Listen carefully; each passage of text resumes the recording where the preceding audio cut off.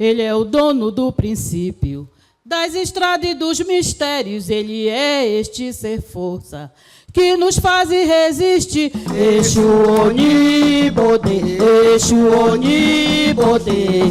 Nascimento, vida e morte, pode ser tudo alterado. Exu Onibodê, Exu Onibodê. Nascimento, vida e morte, pode ser tudo alterado. Ele transporta o axé, força mágica sagrada, nutre todo o universo, deixa a terra germinar. Exu Onibodê, Exu Onibodê. Nascimento, vida e morte, pode ser tudo alterado. Exu Onibodê, Exu Onibodê. Nascimento, vida e morte, pode ser tudo alterado. Exu Onibodê, Exu Onibodê. Nascimento, vida e morte, pode ser tudo alterado.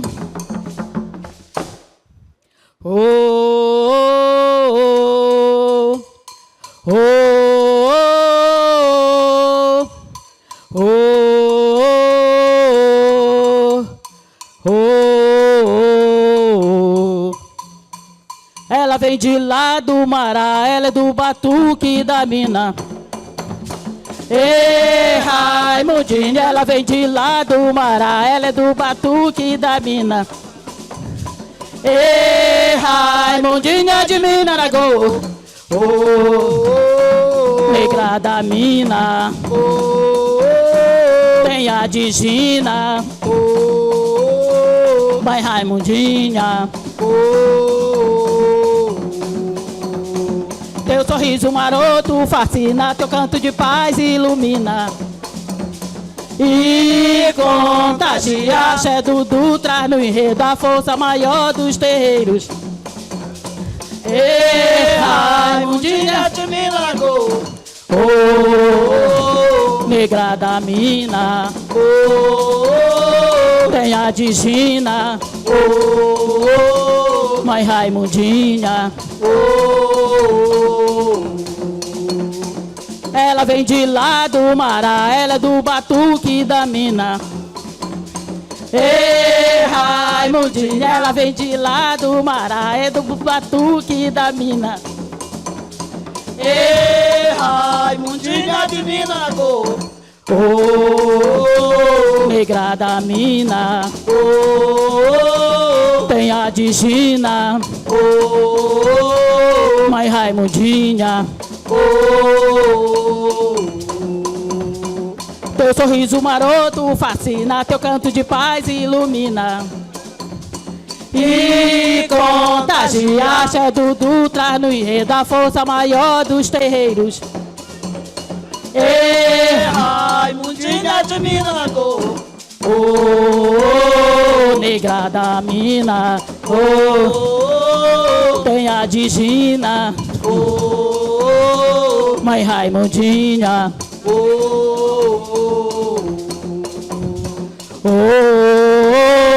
negra da mina, oh, tem a de Gina, oh, mãe Raimundinha, oh, oh, oh, oh.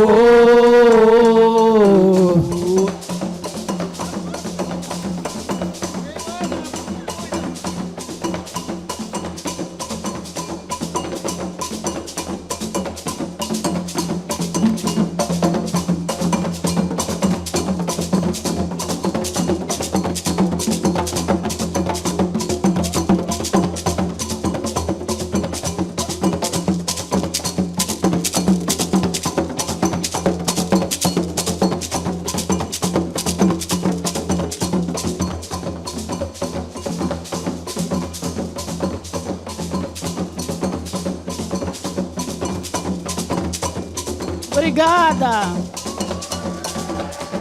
Tchau. Axé.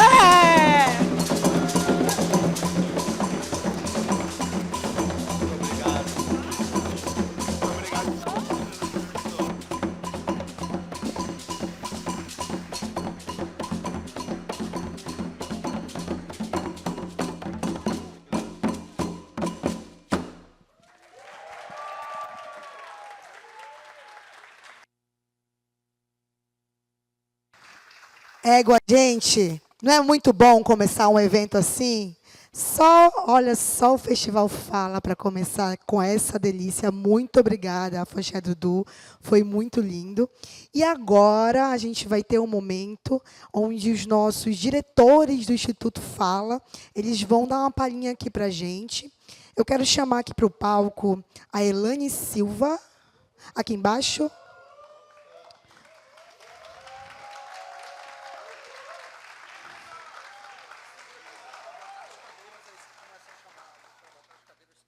Pediram para eu segurar aqui, para botar...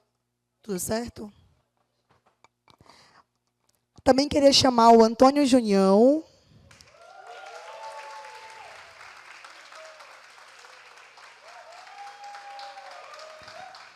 Tu trouxe um fã-clube, foi? Tu alugou um ônibus, para o pessoal bater palma para ti aqui, é? Olha. Também queria chamar o Rosenildo Ferreira. Tu também alugou ônibus, foi? Tu alugou ônibus também, foi? Ah, vocês vêm assim, né? O Pedro Borges.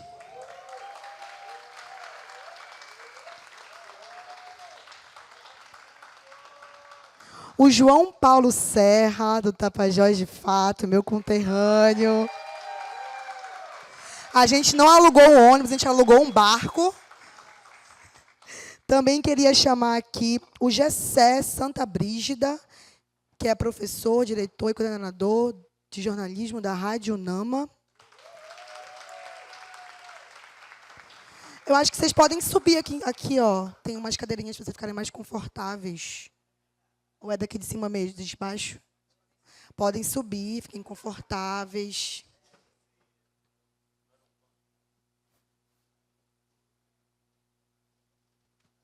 E, gente, fiquei sabendo que esse evento, a prerrogativa era gente bonita, né? Só podia fazer o credenciamento se fosse bonito, né? Porque vocês, assim, ó, vendo daqui de cima, vocês estão maravilhosos, gente. Ó, vou passar a palavra para a Elaine, que vai ser a primeira. Te passar o microfone logo. 5 minutos, viu, meus amores, para cada, nem mais nem a menos. Boa noite, pessoal.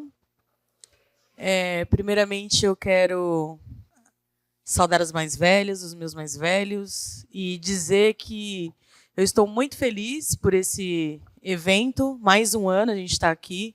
Não é fácil preparar todo esse evento. É muita luta.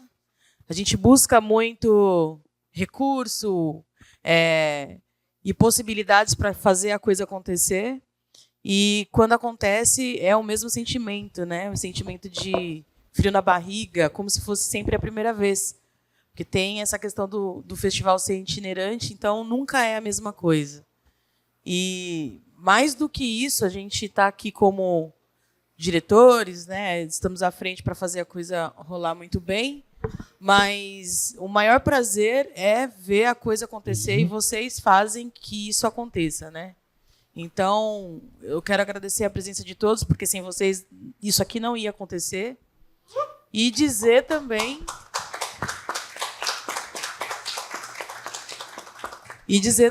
que a gente está muito feliz por ver vários comunicadores, jornalistas e pessoas de outras áreas também fazendo parte desse processo.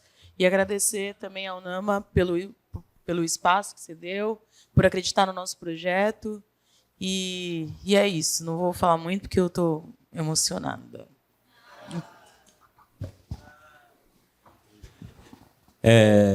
Opa, nossa. Então, esse frio na barriga que a Elaine fala, assim, é uma coisa que a gente sente mesmo, porque a vontade de fazer bem e que dê certo, ela é muito grande, né? Então, sempre essa expectativa que vem, esse frio na barriga que dá, é uma coisa boa, porque é vontade de fazer, né? A vontade de estar aqui, estar com vocês, conhecendo mais gente, de rodar o país, de ver mais vozes, de ver mais corpos, de ver mais perspectivas e possibilidades, né? Não vou me alongar, não, e é isso, assim, feliz demais de estar aqui, compartilhando com vocês, E vamos que vamos, festival. É isso.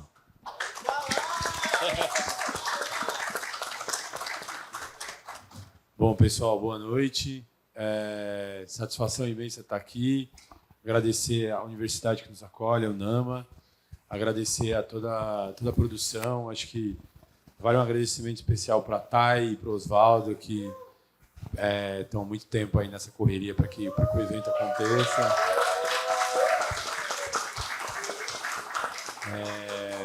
Agradecer muito. Preciso agradecer também a própria equipe da Alma Preta, né, que está aqui também. Vocês vão ver a turma tirando foto, fazendo registro, as demais pessoas também que estão fazendo registro, todos os trabalhadores que estão aqui, né? O pessoal está cuidando tanto da segurança, questão técnica, do som. Espero que vocês tenham um encontro muito bacana. Acho que é sempre um momento legal para que a gente troque ideias, faça novas reflexões e, sobretudo, contatos, né? Encontros, que a gente tem a possibilidade de trocar as ideias. Belém é uma cidade muito especial, tenho um carinho imenso pela cidade. Aproveitar e agradecer também o meu parceiro Ayala, que está aí presente, que recebe sempre muito bem, me recebe muito bem, recebe também todos os colegas aí, jornalistas da Alma Preta. Quando a gente tem um trabalho para fazer aqui, sempre abre caminhos para a gente. Então, é isso. Agradeço ele aí em nome dos colegas aqui de Belém, agradeço o nome dele. Fechou? É isso. Boa atividade para nós. Boa noite. Opa, tá alto aqui o negócio. Estou muito feliz também de estar aqui nesse momento. É a minha primeira vez no Festival Falas. Eu sou João Paulo, sou comunicador popular do Tapajós de Fato, que é um veículo que atua veículo de comunicação popular que atua no oeste do Pará. E aí a gente veio nadando. Tem uma equipe ali, ó, que está também aqui com a gente participando. Nós estamos muito felizes de estar nesse momento aqui com todo mundo que a gente acompanha muito pelo site, pelas redes sociais. Agora a gente está podendo trocar, conhecer mais pessoas, isso é muito enriquecedor. E eu trouxe umas coisinhas escritas aqui, eu não vou exceder os 5 minutos falando não, tá bom? Obrigado. Gostaria de cumprimentar a todos e todas que estão presentes aqui na abertura do festival, em especial a Tayane, que foi ultimamente lá em Santarém. A gente pôde comer um surubim na manteiga um dia desse lá. A Thay, que esteve em contato direto com a gente aqui. Saudade daquele surubim, Thay. Então, quero expressar aqui o sentimento de honra do Tapajós de Fato de poder estar contribuindo nessa edição do Falas aqui em Belém, um momento tão importante quanto esse. Nós estamos contentes em compartilhar nossas ideias, os sonhos por este momento e saber que eles irão refletir em todas as atividades que vão acontecer ao longo desses 3 dias aqui do Festival Falas. Já sabemos do poder e da importância, mas certamente cada debate que acontecerá ao longo desses 3 dias de evento deixará em nossos corações e mentes ainda mais atentos para a importância da comunicação como ferramenta fundamental no debate, no enfrentamento e no combate à crise climática. A crise climática é uma conta cara, que não é só nossa, mas estamos pagando um alto preço por isso. Basta a gente lembrar o que aconteceu na Amazônia ano passado e o que está acontecendo agora com os nossos rios ainda em agosto. A comunicação é interação, ela é conexão. Da mesma forma, nós somos com os nossos rios. Eles nos conectam. Que esse festival aqui em Belém, na Amazônia, com todos os rostos e histórias de diversos territórios do bioma amazônico, assim como dos demais biomas brasileiros, seja um momento de conexão, de aprendizagem, mas também de conhecer as mais distintas trajetórias que aqui se encontram. Estamos na sede da COP30, como já dito aqui, e precisamos dar continuidade nesse caminhar, com passos firmes e em conexão, para garantir que a voz da sociedade brade forte e que as mudanças que queremos realmente aconteçam. Acredito que estamos no caminho certo. Bom evento. Muito obrigado.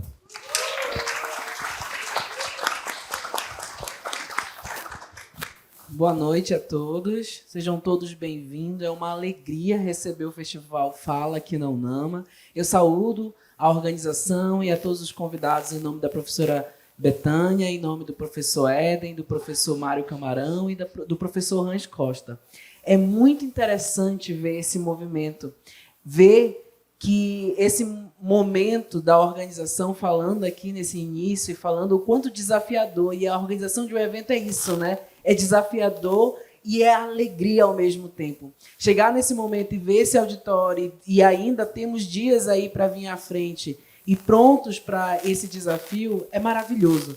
Então, em nome da UNAMA, eu saúdo todos vocês, desejo um excelente festival. Saibam que a comunicação é exatamente isso, como você falou, é interação e é principalmente também experiência. Essa troca de experiência que aqui vamos viver nesses dias, e eu espero que esse evento seja fantástico. Também não vou me alongar e só desejar um excelente festival para vocês. Bem, alô?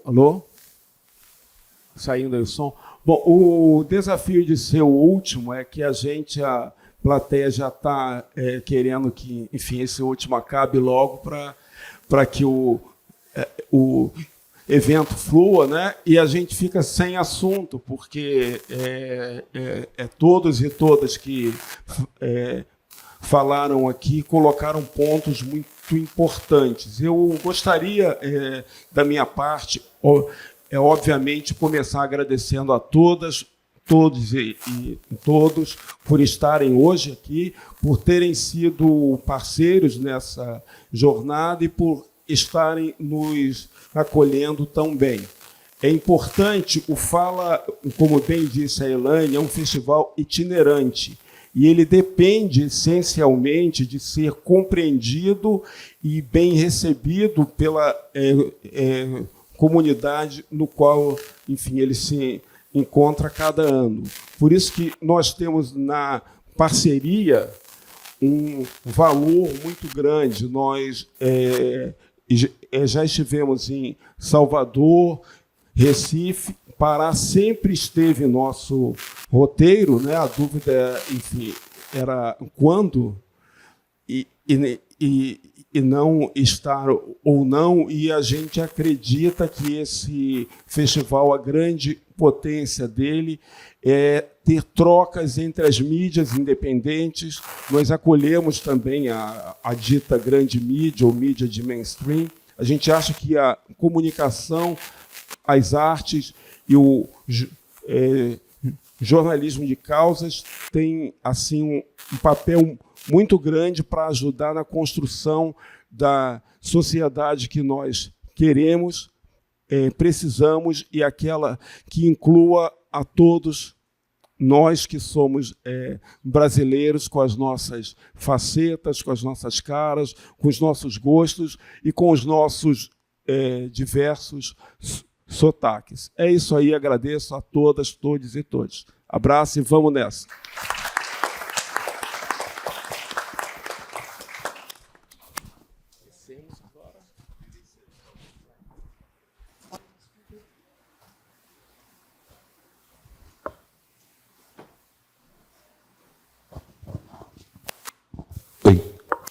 Obrigada, meu bem.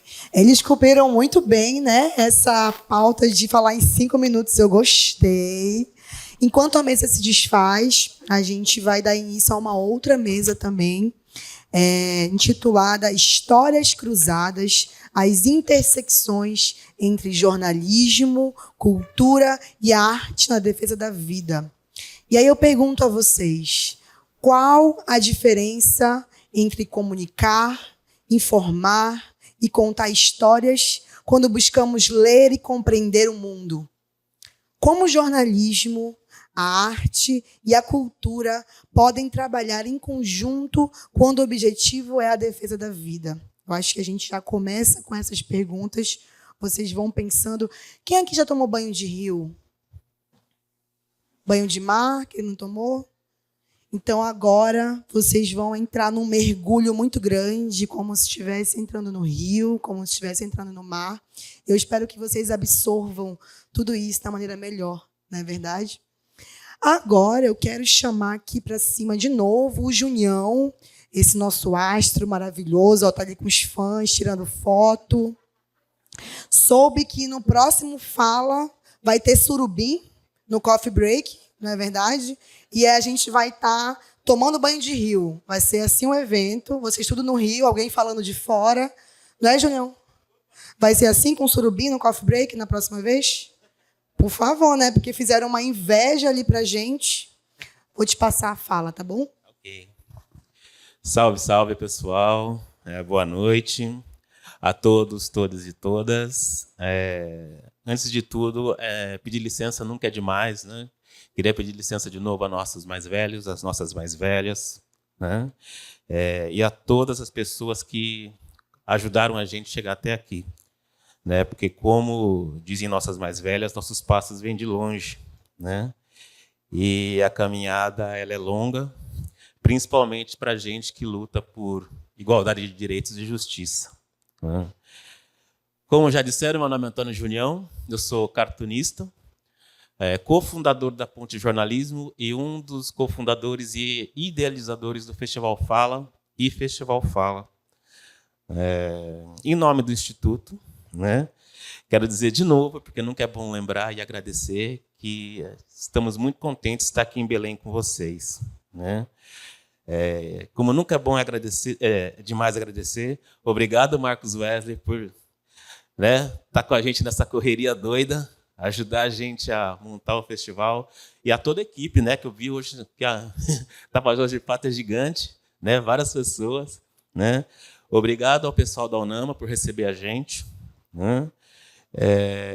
Porque assim, o Festival do Fala ele nasce de um sonho, né? Sonho de 4 organizações, que é a Ponte, né, da qual faço parte, a Marco Zero, que estão aqui, e vocês tinham que estar aqui na mesa, né? Pô, vocês ficaram aí.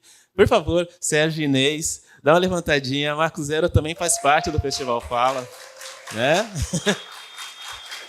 E ficaram aí só na miúda. Né? O festival ele faz parte do sonho dessas organizações, Ponte, Marco Zero, Alma Preta e Um Papo Reto, que é o sonho de fazer um jornalismo mais inclusivo, né? Um jornalismo que ouça mais vozes, um jornalismo que respeite as identidades e que entende que esse Brasil é um país continental, né? E que mais vozes precisam ser ouvidas e precisam ser respeitadas e precisam ser levadas em conta quando a gente fala sobre produção de conhecimento. Né? Como já disseram, o festival ele começou em 2020, né? O Festival Fala. 2020 online, 21 online, 22 a nossa primeira edição em Salvador, 2023 em Recife e 24 estamos aqui em Belém, né? Para continuar esse projeto que nos enche os olhos sempre, né? Bom, introduções feitas, vamos para a mesa, né? A mesa, o título da mesa é Histórias Cruzadas, intersecções entre jornalismo, cultura e arte e na defesa da vida. O que a gente vai discutir nessa mesa? Assim, né? Qual a diferença entre comunicar, informar e contar histórias quando buscamos compreender o mundo? Né? Como o jornalismo e a arte e a cultura podem trabalhar em conjunto quando o objetivo é a defesa da vida? Para discutir esse tema, a gente vai começar com um vídeo da professora Zélia Amador, que estaria com a gente hoje aqui presencialmente, só que ela teve um problema de saúde, não pôde estar. Mas, mesmo assim, ela gravou. A gente foi lá até a sala dela, ela gravou um vídeo, porque ela queria muito estar aqui com a gente, né? A professora Zélia, ela é criadora do CEDEMPA, né? Atriz, né? E uma mente brilhante que vale ser ouvida. Então, DJ, solta o play para a gente ouvir as palavras da professora Zélia. Nesta noite de abertura, eu quero saudar cada um dos participantes e das participantes desse festival. É importantíssimo a comunicação para que os seres humanos possam dizer o que sentem, possam interagir, possam se unir e se unir em torno de causas importantíssimas. Por exemplo, as pessoas negras, para não sucumbir, elas se juntam, criam os movimentos negros e começam a militar contra o racismo. Racismo que impede, muitas vezes, a vida das pessoas negras, particularmente da juventude negra. Eu estou falando aqui por causa da minha experiência com o Centro de Estudos e Defesa do Negro do Pará, o SEDEMPA. O SEDEMPA, nesse ano, dia 10 de agosto, completou 44 anos. Tá? Para a gente é importante a gente marcar essa militância, marcar a defesa da vida das pessoas negras, lutar para que o Estado brasileiro tenha políticas públicas de combate ao racismo e eliminação da discriminação racial. É isso que o SEDEMPA tem feito ao longo do tempo. A gente não tem que se conformar, tá, com o que nos é dado. É uma luta constante. Se a gente tivesse se conformado com que a sociedade brasileira, por exemplo, o espaço que a sociedade brasileira oferece à população negra, a gente estava no mesmo lugar. É uma luta constante. É uma luta que nos leva a pensar que tudo pode ser diferente e que a gente pode construir esse diferente, um diferente onde não caiba nenhum tipo de discriminação. A arte é um processo que ajuda os humanos a crescer, ajuda a questionar o mundo, a não se conformar com a realidade que está posta. Então ela tem uma função de transformar, uma função transformadora.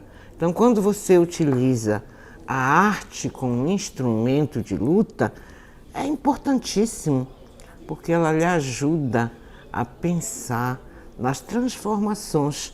Eu trabalho com teatro, trabalhei muito tempo com teatro. E para mim o teatro foi assim uma inspiração de vida, e ainda é. Para mim o teatro, foi a minha grande escola. É a minha grande escola, é a escola que me leva a observar, a ver e a pensar novas possibilidades de mundo. Vamos chamar as pessoas das mesas, né? Vou chamar Brena Correia, que é pesquisadora musical, musicista da banda Afro Axé Dudu, que estava aqui agorinha, e também a secretária-geral do SEDEMPA. Lorena Dantas Cerqueira, coordenadora de políticas para a juventude do Ministério da Igualdade Racial. E a professora Rosane Borges, que é jornalista, doutora em Ciências da Comunicação, professora e colaboradora do Colabor, da ECA, e pesquisadora de comunicação, imaginários, políticas contemporâneas, relações raciais e de gênero.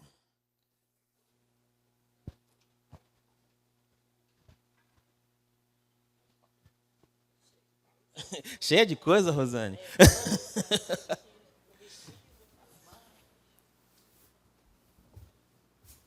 Pode ficar aqui, ó. Pode ficar aqui.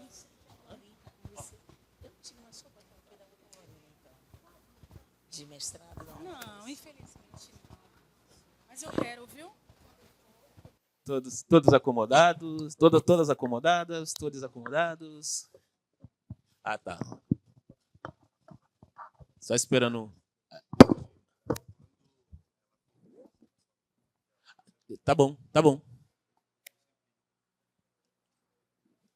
Então, vamos começar aqui. Como a gente está falando do SEDEMPA, né?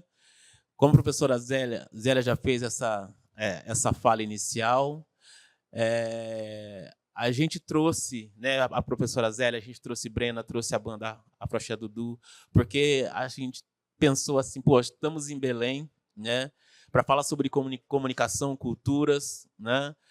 Então a gente precisa ter o SEDEMPA com a gente, porque o SEDEMPA é uma organização muito importante, né, na construção desse campo e na história de vida, na história de militância, não só de Belém, mas dos movimentos, né, principalmente o movimento negro em geral. Então a gente traz aqui, primeiro, uma salva de palmas para o SEDEMPA, né, que completou 44 anos, né? 44 anos do SEDEMPA? 44 anos, olha que legal, que história longa. Então, vamos começar ouvindo a Brena, né, que vai falar sobre suas histórias, vai falar sobre sua construção dentro do SEDEMPA e como a arte e a música ajudam a construir a militância que ela faz. Boa noite.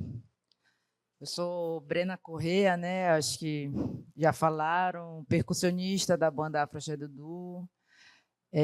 Quero saudar também meus mais velhos, meus mais novos. Sou iarobá da Nação Quito. Meu pai pequeno está aqui presente, minha ia também está presente. Motumbá, meus pais, Motumbá, minhas mães.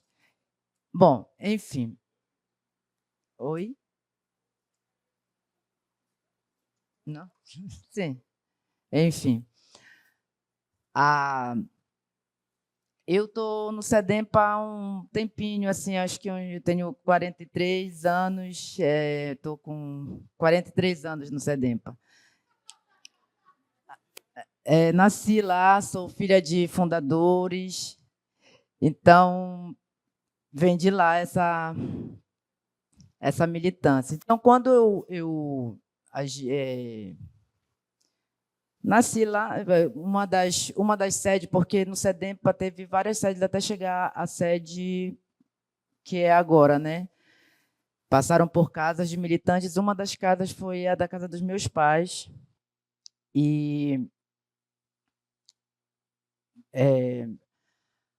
Então, quando eu me recordo do SEDEMPA, eu já me recordo já com bastante música. Então, uma das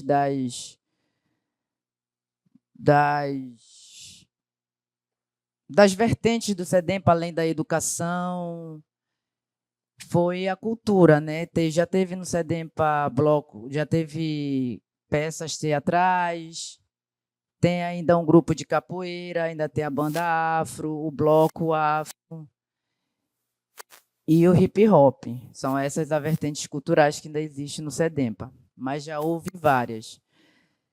Então, quando eu recordo de falar sobre de SEDEMPA, da minha militância cultural,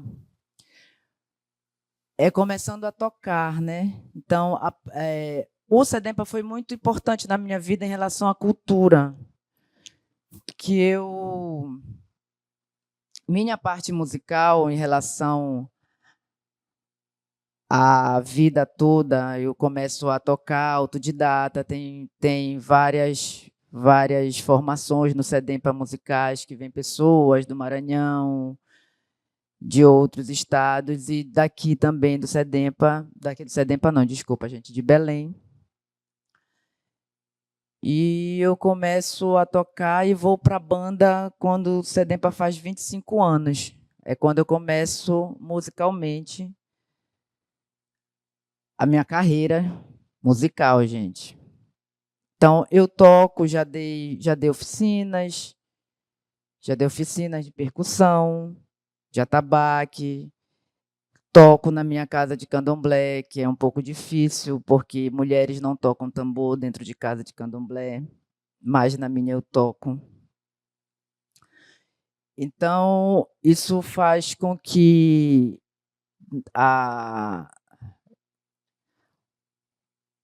a minha identidade feminina é muito complicada a gente tocar, né? Inclusive coro, tambor. Quando mulheres vão para outro ramo, outro instrumento, tambor é algo quase que impossível para a mulher. E o SEDEMPA quebra isso, que vamos ser iguais, né, em todos os sentidos, não só racial, mas também de igualdade em todos os de gênero, né? E é isso, a minha vivência. Eu estou um pouco nervosa porque não sou de falar muito. Eu não sou de falar muito porque quando nós negros nós somos ainda mais mulheres negras, os brancos jogam a gente lá para trás, né?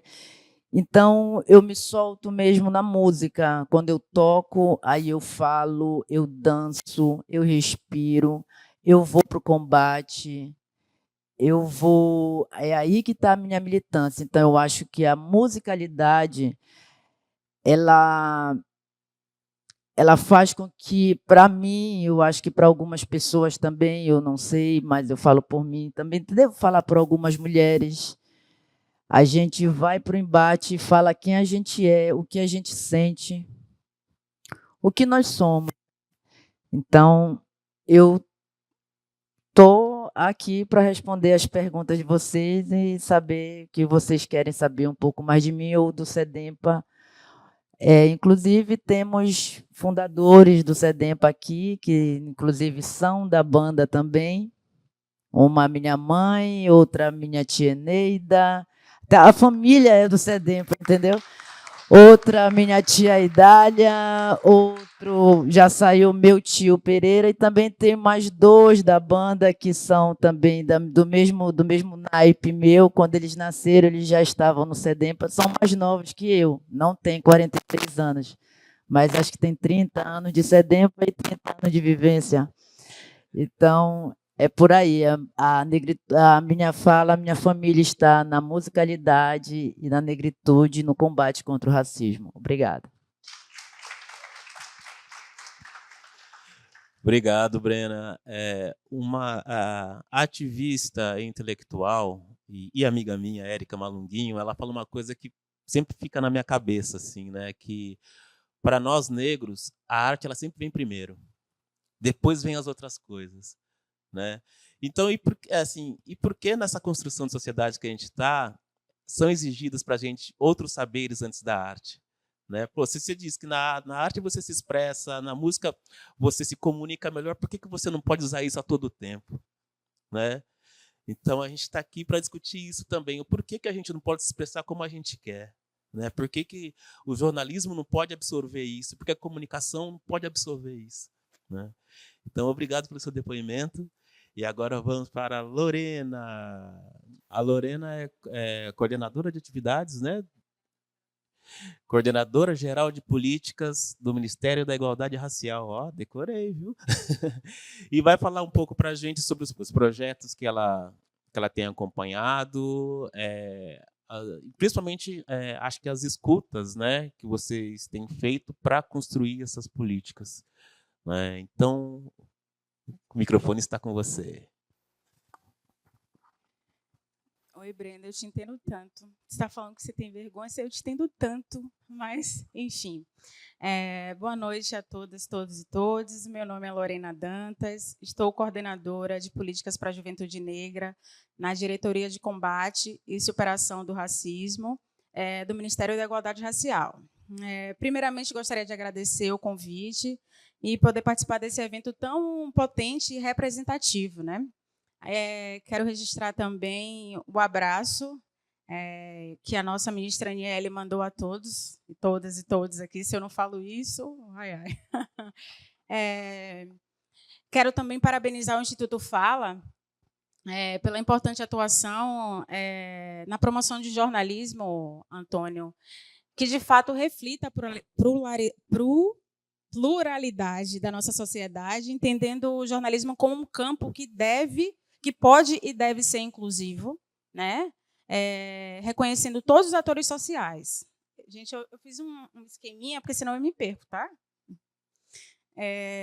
E aqui, a produção do jornalismo independente, de um jornalismo crítico, colabora, né, para a construção de uma democracia real, né, considerando, sobretudo, que não existirá uma democracia plena enquanto a gente não olhar para a sociedade como um todo, enquanto a gente não transformar a vida da população negra, e tudo isso perpassa pelo enfrentamento e combate ao racismo, que é essa chaga social histórica na nossa sociedade. Estava aqui pensando, quando eu conversando com o Antônio lá nos bastidores, e aí ele conversando sobre essa proposta e tal, e esse evento, para mim, reflete muitas nuances, né? Reflete arte, que está em todo canto, reflete história do nosso povo, a nossa história, reflete dignidade, né, e vida. E não tem como falar do Plano Juventude Negra Viva nesse evento. O Plano Juventude Negra Viva ele é considerado a maior política voltada para a juventude negra da história do Brasil, né? Foi instituído agora dia 21 de março, agora não, né? 21 de março de 2024, pelo presidente Lula, né? Que busca a redução das vulnerabilidades que afetam a juventude negra e a redução também da violência letal, né? Que está muito atrelada ao racismo estrutural. Então, essa é uma demanda histórica do movimento negro, dos movimentos sociais, e o PJNV, né, que a gente reduziu para não ficar plano, Juventude Negra Viva, ele conta com a participação de 18 ministérios, né, são 217 ações pactuadas, né, e 11 eixos. E esses eixos envolvem entender que a vida não perpassa apenas pela... Estar vivo é fundamental para a nossa juventude negra. Fundamental, é a primeira coisa, mas a vida é para além. É você ter acesso à educação, a direito, a educação, à saúde, desenvolvimento como um pleno, como a dignidade mesmo. Então, nos 3 primeiros meses após a instituição do plano, a gente já pôde perceber que tiveram algumas ações institucionais muito importantes. E aqui eu volto um pouquinho para falar sobre a construção do plano, que Antônio citou na sua fala, que a gente viajou os 26 estados, né, e o Distrito Federal, ouvimos mais de 6.000 jovens negros, fizemos essa escuta ativa.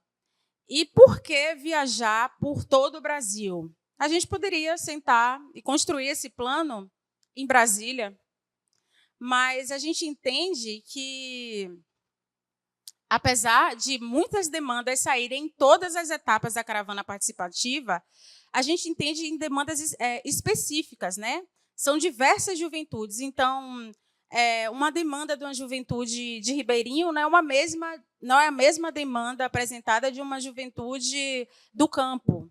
Então, para a gente abraçar essa cultura, reforçar os direitos, a gente viajou, percorreu, foi uma maratona de 26 estados e o Distrito Federal, e aí surgiu o Plano Juventude Negra Viva, com essas pactuações de todos os ministérios. Como eu mencionei antes, após os 3 meses de lançamento, a gente já fez o comitê de gestor do plano, né, que conta com representantes da sociedade civil, importante para monitoramento dessas ações. Também tem um lançamento das novas diretrizes sobre a utilização de câmaras corporais pelo Ministério da Justiça, né, e Segurança Pública, que essa, sem dúvida, foi uma das ações mais discutidas e abordadas em todas as caravanas, que é a violência do Estado. Tem também o projeto piloto de programas de mães e familiares vítimas de violência do Estado, que é, na verdade, uma atenção psicossocial, né, que está sendo realizado um projeto piloto de acompanhamento dessas mães que tiveram seus filhos, familiares ceifados pelo Estado. E aí, entre tantas outras ações, também cabe destacar que, durante a caravana participativa, surgiram demandas que, posteriormente, foram pactuadas também para comunicação, né? Isso envolve uma comunicação antirracista. E aí, aproveitando essa pauta, eu posso destacar uma importante parceria entre o Ministério e as mídias negras na construção do Plano Nacional de Comunicação Antirracista, né, que visa combater as práticas do racismo no âmbito do governo, no âmbito da comunicação pública federal. Então, essa parceria é fundamental, né, para a promoção de ações que, de fato, atendam a nossa sociedade. E aí, durante esse processo de construção do plano, houve a criação de um grupo de trabalho, também houve uma consulta aberta, onde a gente recebeu cerca de 400 contribuições. E aí, eu conversando com o Antônio, quando a gente abriu essa consulta pública, um fato chamou a atenção. Não é tão difícil de entender, né? Mas a gente nunca recebeu tantas, não é nem propostas, que eu não posso nem falar propostas, mas tanto hate, tanto ódio como a gente recebeu nesse formulário. E isso não é muito difícil de entender por quê. É uma consulta pública, aberta para cada pessoa deixar sua contribuição, e aí estava refletido ali, em cada escrita, o racismo. Muitas, a gente nem consegue mencionar, das contribuições que algumas pessoas sugeriram. E aí, esse PNCA, né, que é o Plano Nacional de Comunicação Antirracista, ele conta com 3 eixos. Recurso, publicidade e patrocínio, pessoas, diálogo e formação, estrutura e políticas digitais. E entre as propostas que estão no plano, tem a criação e implementação de incubadoras de tecnologia dedicada ao fortalecimento das mídias negras, tem um banco de imagem público com recorte étnico-racial, né, cultural da nossa população negra.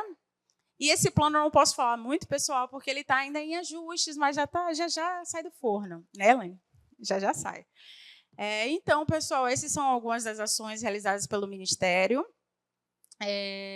que refletem o compromisso do governo Lula em entender que, de fato, é necessário, e o Estado tem esse poder, junto de uma atribuição participativa, né, contando com todos os atores sociais, tem esse poder de promover, de fato, as políticas públicas que garantam os direitos, né, que passem pelo processo de reparação. Então, eu gostaria de agradecer mais uma vez o espaço e me coloco à disposição. Obrigado, Lorena. Chama muita atenção, né, isso que você falou sobre a quantidade de mensagens de ódio que vocês receberam quando construíram esse programa. E isso mostra, né, como o nosso país né, e que é um problema estrutural. Né? Vem de estrutura e é algo que a gente precisa discutir mais e mais. E, obviamente, Lorena vai estar aqui, depois a gente vai abrir para perguntas, vocês vão poder interagir com a gente, tá? Não vai ser só a gente que vai falar, não. Mas antes disso, vou passar para a Rosane Borges, nossa professora, nossa intelectual, que tem muito a contribuir para essa conversa. Rosane.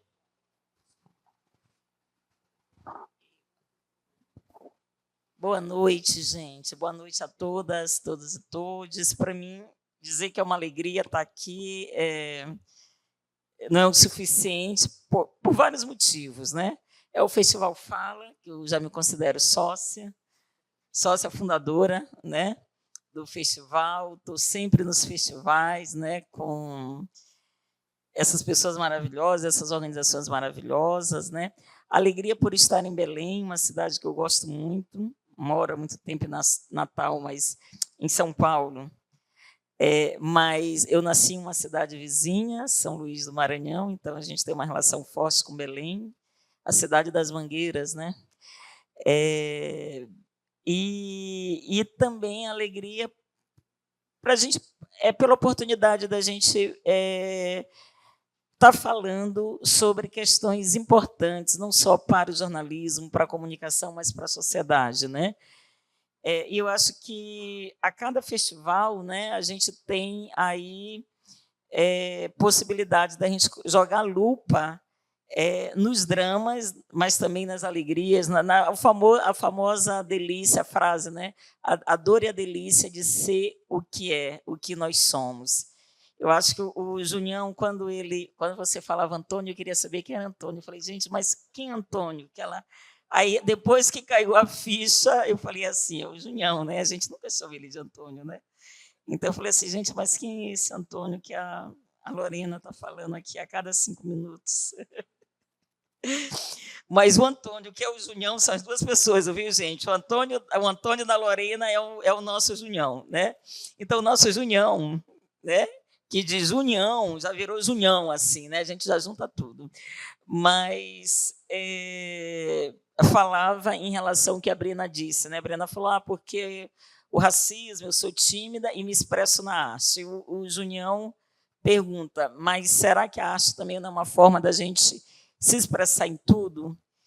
E quando a Lorena traz esse cenário, a partir do olhar da institucionalidade federal, a gente vê um país que não está saindo bem na foto, né, gente? Vamos combinar. A gente costuma brincar, o movimento negro brasileiro diz que a gente não é uma nação, a gente é um território ocupado por uma elite predatória que, se quisesse, abolia a abolição da escravatura, né? Revogaria a Lei Áurea. Exageros à parte, brincadeiras à parte, a gente tem um cenário realmente muito regressivo e a gente pode perguntar o que o jornalismo tem a ver com isso. Eu não sei se aqui se tem estudantes de jornalismo da faculdade, na plateia, né, pessoas da área da comunicação, mas eu diria que um pouco e muito mais. A gente tem um papel, não só porque a gente aprende lá na faculdade que o jornalismo ele tem um papel de formar uma esfera pública qualificada, de colocar em roda aquilo que é de interesse público e não de interesse do público, tudo isso é verdade. Mas quando a gente está falando também de jornalismo de causas, a gente está falando de uma outra coisa, a gente está falando de outros modos da gente enquadrar o mundo. E isso diz muito sobre o nosso país. Quando a gente fala que é preciso outros modos da gente enquadrar o mundo, da gente narrativizar o mundo, significa dizer que a gente está trazendo com essa reivindicação vozes, corporeidades, mentalidades, opiniões, que não é opinião, né? A Terra é plana, mas opinião fundamentada em alguma coisa, fundamentada em racionalidade, fundamentada na dimensão da experiência, que foram soterradas por uma fala pública comum, valorizada, legitimada pela imprensa oficial. Significa, eu acho que a nossa primeira questão, considerando o que a Lorena, o que a Brena também disse, de que forma que a gente repactua uma outra ação comunicativa. E aí o Festival Fala, quando traz a arte, ele é fundamental, porque, como bem disse o Junião, a arte ela também não é só uma forma de expressão, não é só como eu me movimento corporalmente no mundo, não é uma expressão de linguagem. A arte também é uma visada de mundo. E todas as vezes que a gente fala em outras formas de enquadramento, outras formas de olhar o mundo, né? Como o Sudeste pensa o Norte é cruel, é uma perspectiva colonizadora, é uma perspectiva que nos exclui de sermos sujeitas e sujeitos da nossa história, e não é só da nossa história local, da história do Brasil e da história do mundo.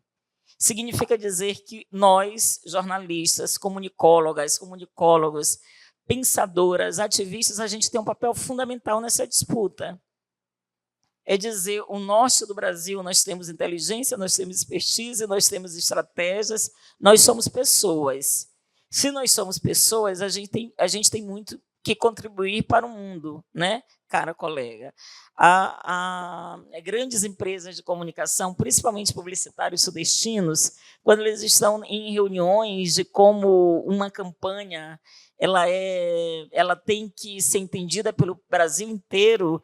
Isso se ouve em São Paulo. O que eles dizem? A nossa campanha tem que ser entendida pela tia do Acre.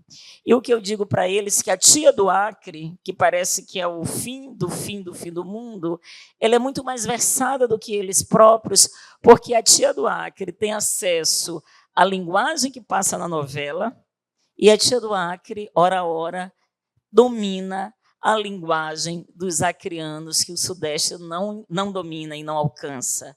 A tia do Acre sabe que ela pode entrar em determinados rios e em outros não. Né? Não estou querendo culpabilizar aquele ator, mas se vocês lembram, aquele ator que entrou no Rio São Francisco, a comunidade ribeirinha diz assim, ele só entrou, e ele só porque ele não conhecia o território. Então, sob esse ponto de vista, eu costumo dizer quem é mais versado, quem é mais malandra, a tia do Acre ou aquele produtor de conteúdo que acha que tem que pensar algo para que a tia do Acre entenda. A tia do Acre entende. portanto, eu estou dando esse exemplo um pouco para a gente pensar como esse centralismo, né, da produção de informação, seja ela notícia, seja ela entretenimento, qualquer outro tipo de narrativa, ela parte de um lugar muito colonizado.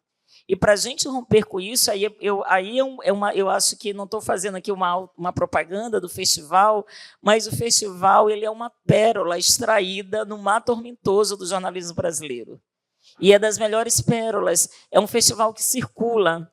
É um festival que não traz temas. Quando a gente fala jornalismo de causa, a gente acha que o festival vai falar só de jornalismo. Jornalismo traz artes, traz cultura. Por que o festival traz artes e traz culturas? Não é só para valorizar, entre aspas, a cultura local e as artes local.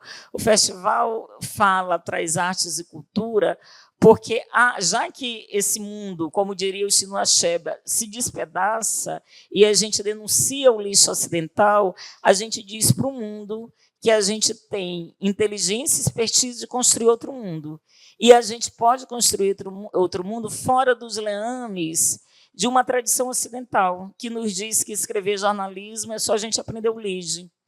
A gente escapa dos liames de uma gramática de produção que nos exclui. Exclui povos originários, exclui população negra, exclui os terrivelmente outros do mundo, exclui as bordas do mundo e só contam com a gente como quando a gente é objeto do assunto, da matéria. E ainda assim, quando a gente é objeto do assunto, nos atravessam como cortina de fumaça. Quando a imprensa divulga 111 tiros de Costa Barros e ela não dimensiona o que são 111 tiros de fuzil em carro pequeno, é melhor ela não dizer.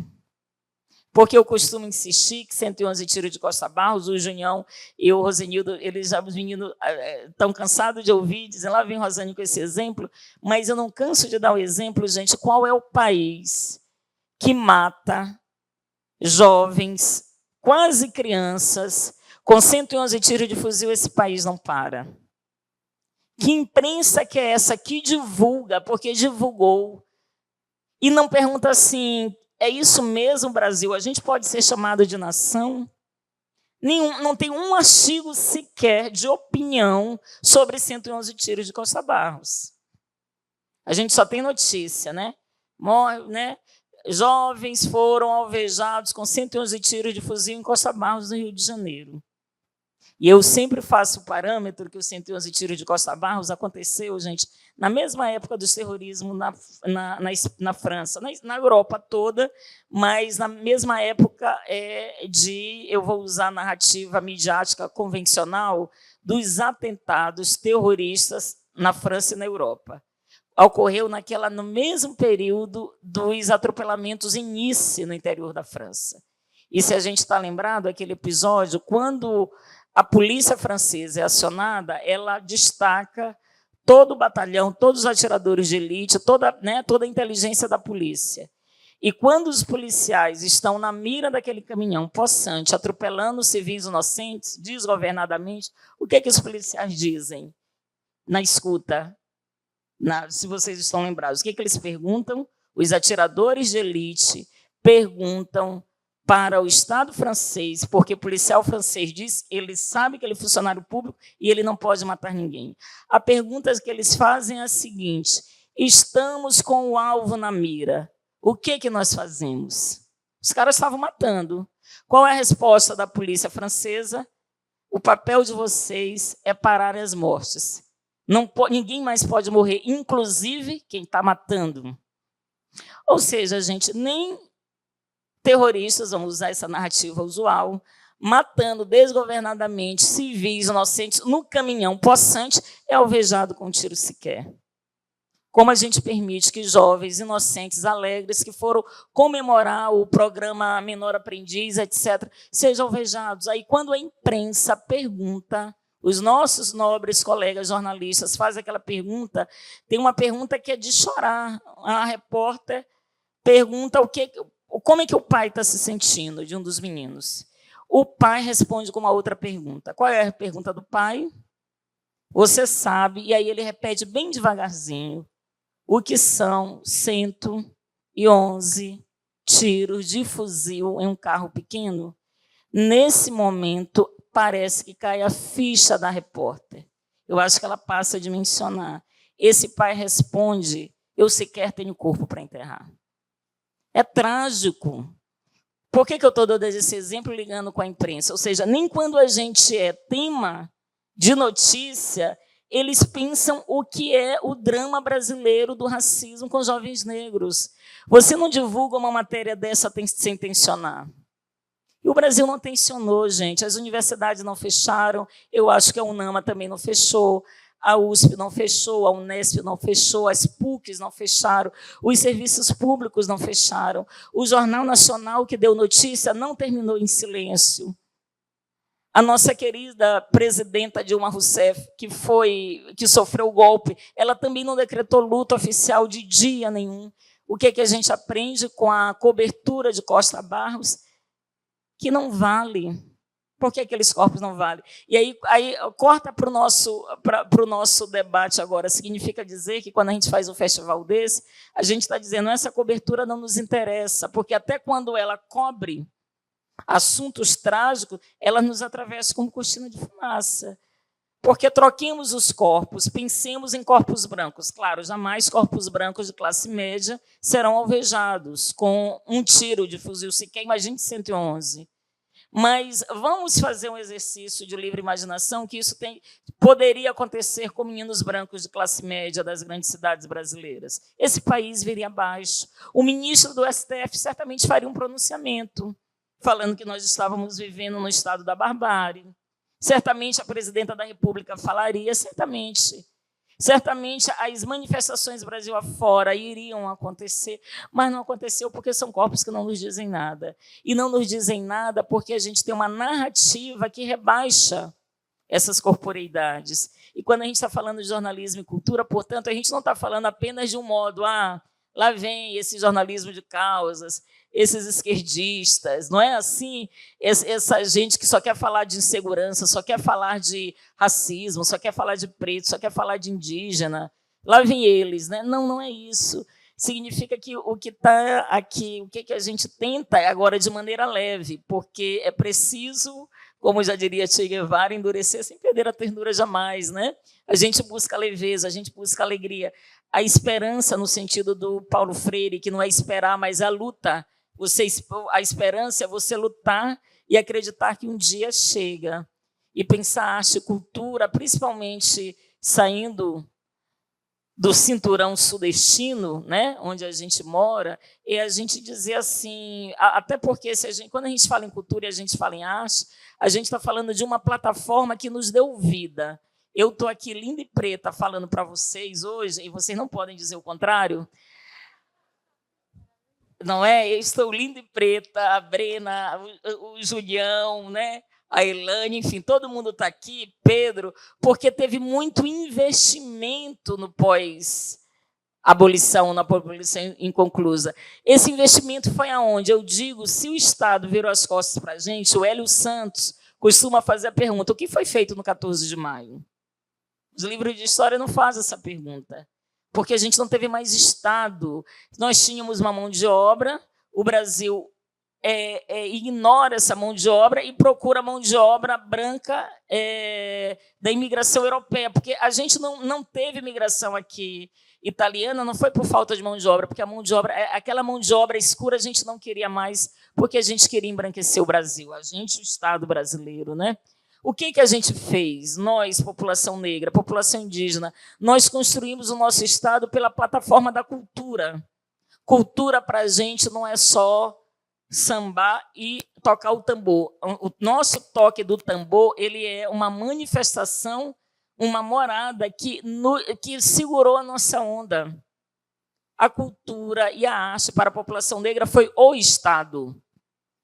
Nós nos manifestávamos para várias coisas, né? Os psicólogos, os psicanalistas fazem muito trabalho e muitos deles perguntam assim: mas por que os negros não têm uma taxa de suicídio? Porque a gente soube segurar a onda por meio da cultura. Ao contrário que muita gente diz, teve um alto índice de suicídio entre os judeus depois do nazismo, porque nós soubemos, na dor, relaborar sem ser megalômana, nós fomos um povo negro, povo indígena no Brasil. A gente soube reelaborar a dor com a melhor coisa. Todo mundo diz que a experiência, né, há uma frase, a filosofia diz, a experiência não é o que acontece no mundo, a experiência não é o que me acontece, a experiência é o que eu faço com o que me acontece. Nós temos uma população, gente, povos originários e população negra no Brasil, ela soube fazer com que ela aconteceu com ela o melhor da história do Brasil. E quando a gente está falando de arte e cultura, e toda a ideia de projeto de nação e aí o jornalismo, somos nós, população negra, e povos originários que construímos um caminho para o Brasil, porque a elite branca, até hoje, do ponto de vista cultural, ela mimetiza uma Europa. A gente acha que a gente é ocidental, e nós não somos. Para a gente ter essa certeza, basta a gente ir para os Estados Unidos, que a gente é chamado o quê? De latino. Eles estão querendo dizer a marcação do latino, e é por isso que a branquitude rica brasileira volta ferida, porque ela não é branca. O que eles estão querendo dizer? Vocês nem ocidentais são. Então, todo o projeto de nação de cultura da elite branca é um projeto de mimetização daquilo que nem nos reconhecem. Né? A história do Prado, vai para os Estados Unidos, um 400 paulistano, não, aqui para você não. Né? Entra na barbearia, não, aqui para homem de cor, não. E ele volta vociferando contra os Estados Unidos na década de 20, 30. Né? Essa história significa, gente, que se a gente tem uma elite branca, né? A elite que pensou esse Brasil, que mimetiza uma ideia europeia ou de Ocidente, que, né, pensando nos Estados Unidos, somos nós que forjamos uma ideia de Brasil a partir das nossas matrizes, a partir das nossas culturas. Ou seja, pela tragédia da escravidão, pelo genocídio dos povos originários, nós estamos, desde sempre, oferecendo para o Brasil uma possibilidade da gente dizer é isso que é Brasil, pela cultura, pelas artes. E aí o Festival Fala e o jornalismo de causas, ele acaba sendo não apenas um mecanismo, né? Um veículo, mas também uma instituição importante para a gente dizer, é preciso que a gente pense o Brasil dentro dos nossos marcos. E o jornalismo de causa, ao assumir essa causa, ele diz assim, não dá para pensar o Brasil sem a gente pensar a tragédia, sem pensar o racismo, sem pensar o capitalismo, sem pensar a morte dos povos originários. É por isso que a gente quase sempre não traz boas notícias. Porque quase sempre a gente está dizendo, para a gente ser esse país, uma nação, a gente tem que, na boa, pensar e enxergar, a gente tem que se ver no espelho. E o jornalismo de causas, eu acho que está desempenhando esse papel, e dizer isso não é ser apenas pessimista. Né? O Gramsci já diria, a gente tem que ser pessimista na análise e otimista na ação. Eu acho que o Festival Fala é o lado otimista desse instituto, dessas organizações, Marco Zero, né, Ponto Preto, Ponte, Alma Preta, que são instituições jornalistas que, sim, são pessimistas na análise, mas são muito otimistas na ação de fazer esse Brasil, quem sabe, um dia, de fato, uma nação e não um território ocupado em que um cara que vem nacionalizando o debate em São Paulo, chamado Pablo Marçal, novamente nos brutaliza. E eu digo que aquela brutalização daquele candidato, que o vídeo dele está circulando em todo o Brasil, acho que já deve ter chegado por aqui. O jornalismo tem responsabilidade naquilo. Aquele primeiro debate era assim, encerra o debate. Ele não poderia mais continuar falando. Aquilo é muito brutal.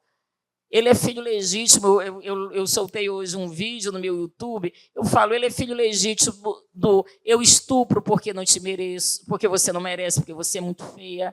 Ele é filho legítimo das votações do 30 de abril, se a gente lembrar os nobres deputados, em nome de Deus, da família, o que disseram para a presidenta. Ele é filho legítimo dos adesivos da Dilma com as pernas abertas, nos carros dos cidadãos de bem do nosso Brasil. O Pablo Marçal, ele é filho legítimo dos ataques que nós, mulheres negras, homens negros, povos originários, sofrem todos os dias nas redes sociais. Portanto, ele é filho legítimo de uma sociedade que tolera pela fala. E o jornalismo, quando dá abertura para aquela excrescência falar, ele também está ladeira abaixo. E quando a gente não para a barbárie, a gente sabe que ela pode até virar presidente da República. Então, o nosso papel é realmente dizer que país que a gente quer construir, e a partir do nosso território, seja no jornalismo, seja nas artes, seja na ciência, na sociologia. Eu encontrei um amigo querido ali, o Wanderson, eu falei, gente, esse festival está chique. A gente tem hoje um dos grandes pesquisadores, o Wanderson, né? Eu falei assim, ó, você veio dar cartaz, né? Ele deu assim, subiu a régua aqui do Festival Fala. E é um pouco para a gente pensar exatamente sobre isso, né? E só que a gente pensa com leveza, a gente entrega. Eu acho que o Festival Fala são 2, 3 dias para a gente realmente pensar que Brasil que a gente quer ver no espelho, com alegria, com arte e com cultura, e dizendo sim, nós existimos e nós não somos apenas fruto de um olhar colonizador que tenta a todo momento dizer que a gente não é. E a gente se afirma pela cultura e pela arte. Então, boa noite. Não, boa noite não, né? Já estou quebrando o protocolo. A pessoa fala tanto, ela já quer ser mestre de cerimônia, ela já quer dar boa noite, ela não sei o quê, enfim. Eu vou passar para o Junião, né?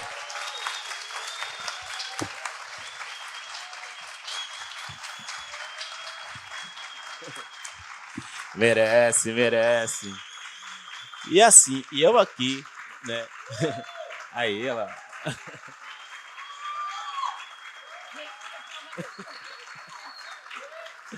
É isso, é isso. E eu assim, né, aqui como mediador, né, que tem que controlar tempo, essas coisas, estou aqui, né, babando. E agora... Você me passa aqui rapidamente o microfone, porque, olha só, peraí, qual foi o combinado? Eu disse para ele, olha, Junião, eu estava numa mesa só com homem branco, mas isso foi verdade. Aí eu falei, era 10 minutos. Aí eu fui a segunda falar e falei, gente, eu vou falar bastante. Eu já estava nos 20 minutos, aí a moça também, a mediadora branca, né, que estava, falei assim, é o seguinte, nós, mulheres negras, tivemos nossa voz, nós temos a demanda reprimida. Aí todo mundo, não, fala. Todos os brancos. Eu falei quase 30, o outro que falou depois de mim, coitado, ele só falou 7. Então agora eu falei, a malandragem. Quando a gente tiver com mesa com eles, eu faço isso. Mas não é aqui, né, Junião? A gente está entre amigos. Não, ótimo. Agora chegaria a fase que eu faria perguntas, mas eu queria saber como é que a gente está de tempo.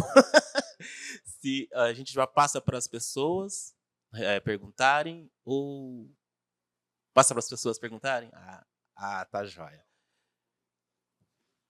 Então, acho que agora é assim, gente. Quem quiser perguntar, levante a mão. Aí, nosso bom rapaz da produção vai levar até vocês. Eu acho que a gente pode fazer assim, para facilitar, a gente faz um bloco de 3 perguntas e as pessoas respondem, né? Acho que não é, porque senão uma pergunta, daí para. Eu acho que dinamiza. 3 perguntas, a mesa responde, e depois, se sobrar mais tempo, a gente faz mais outra rodada de perguntas. Ok? Massa! Perfeito. Bom, gente, queria agradecer pelo debate que foi exposto aqui na mesa. Onde tá? E Desculpa. eu fiquei... Aqui, olha. Seu nome de onde você... Eu não vou conseguir levantar, que eu tô com o pé quebrado, mas...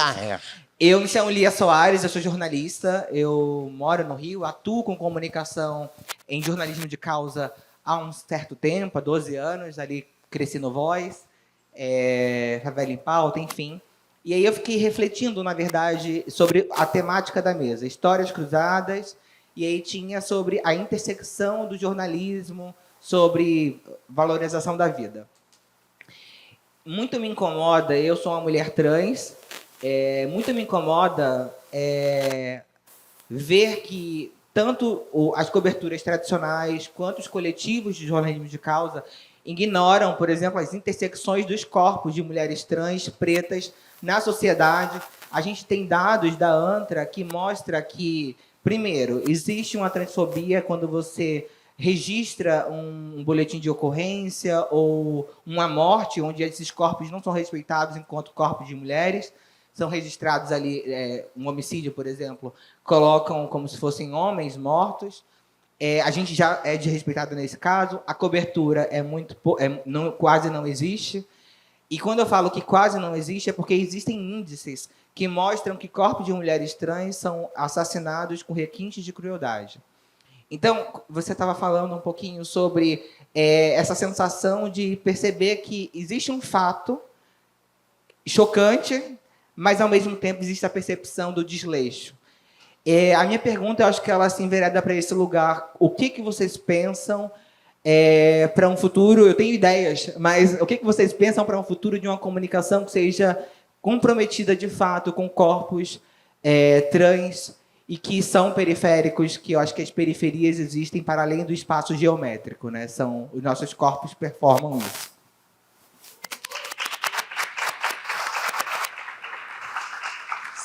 Segunda pergunta, a gente vai fazer um bloco de 3. 3 perguntas, aí vocês vão anotando, viu?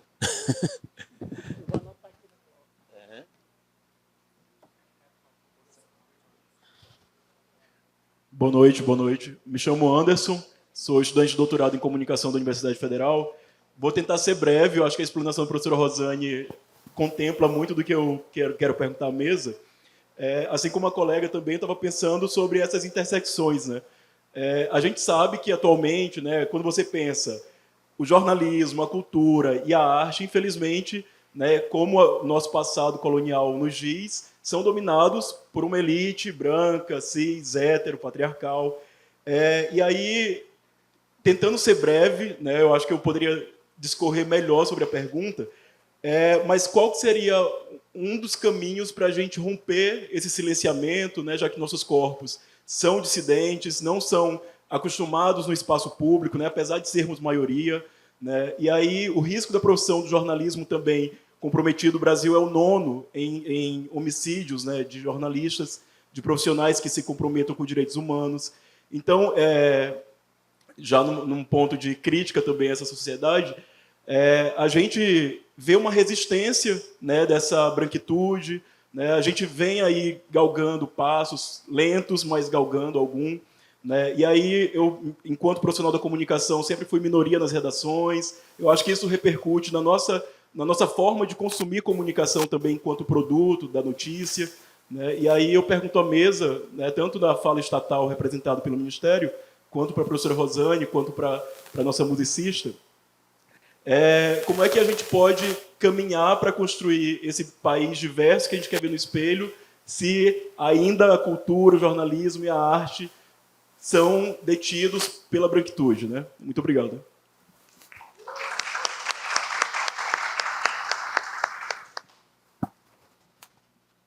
Mais uma pergunta para encerrar esse bloco.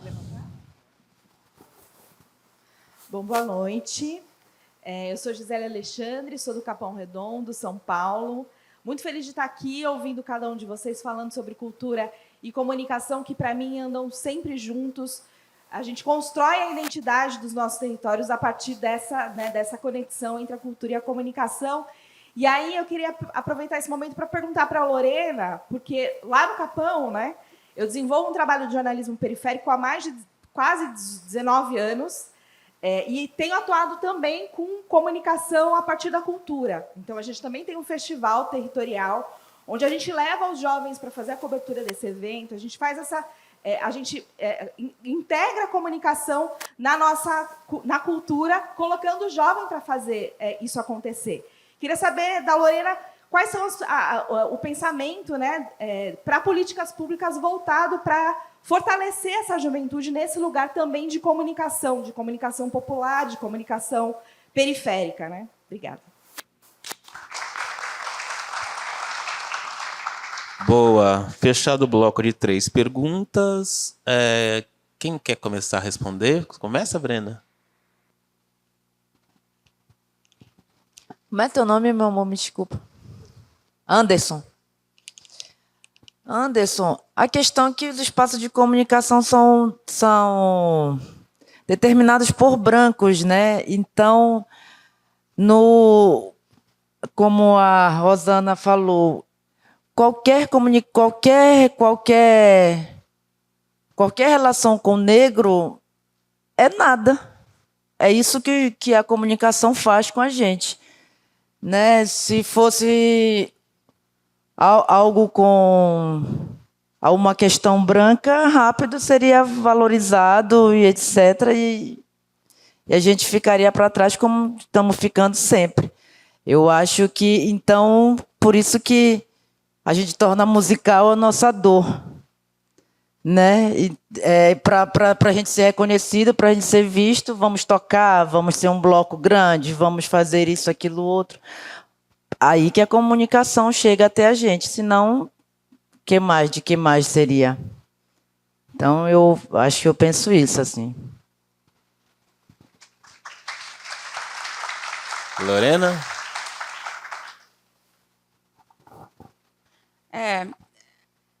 É difícil, né? É um tema realmente que perpassa por uma série de violações, né? Invisibilizado de todas as formas. E eu acho que esse enfrentamento no âmbito da comunicação também perpassa por regulamentos, né? Regulações. E esse Plano Nacional de Juventude, Plano Nacional de Comunicação Antirracista tem inúmeras nuances que talvez tenham que ser fortalecidas diretrizes para, de fato, ser abordada, né? Se existe, deve ser visibilidade. Enfim. Então, eu acredito que esse plano vai ser um avanço, né? A passos curtos, mas um avanço, porque conta também com contribuições de especialistas na área, conta também com contribuições de mídias negras, né? E é porque eu não posso falar muito, gente, mas tem muita coisa que a gente caminha para uma mudança real e perpassa também pelo que você abordou.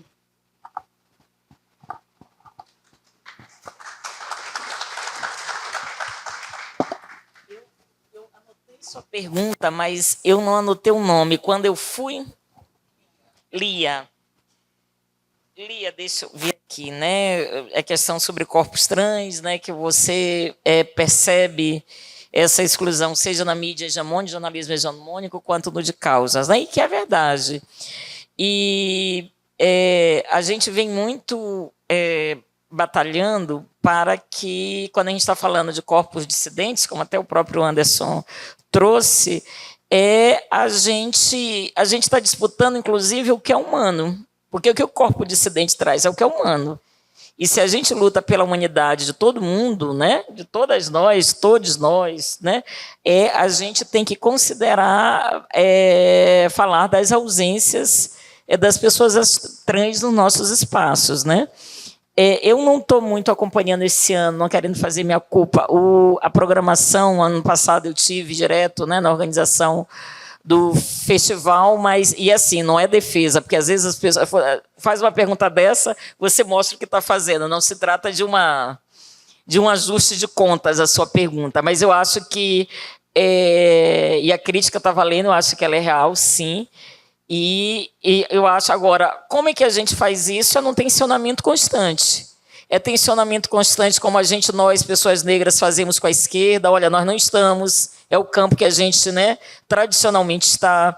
E aí eu acho que não há outra saída se não for a luta constante. Agora, a luta não é uma luta das pessoas trans, é uma luta da sociedade, uma luta de todas nós. É como a gente diz, a gente não acaba um racismo só com a luta das pessoas negras. A gente tem que responsabilizar e, em muitos casos, culpabilizar os brancos, né? A mesma coisa com as pessoas trans. Não é vocês têm que lutar, não. Todas nós, né? É aquela ideia, né, que a pensadora diz, a Hannah Arendt, culpa e responsabilidade. Se a sociedade ela não é culpada, todo mundo não é culpado, todos nós somos responsáveis. Alguns são culpados.